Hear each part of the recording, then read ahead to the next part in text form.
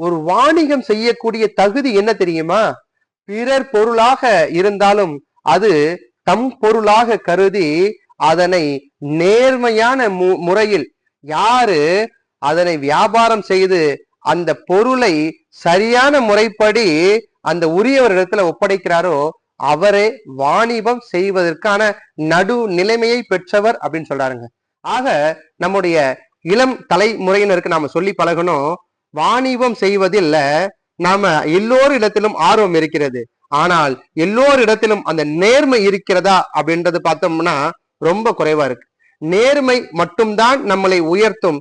நேர்மையும் உண்மையும் அந்த நெஞ்சுக்கு நீதியாக இருக்கக்கூடிய யார் ஒருவர் இருக்கிறாரோ அவரே வாழ்க்கையில மக்கள் உள்ளத்திலையும் வாழ்க்கையிலும் பொருளாதாரத்திலும் உயர்ந்த இடத்துல இருப்பாரு அப்படின்னு நாம இளம் தலைமுறை குழந்தைகளிடத்துல நாம சொல்லி பழகணும்.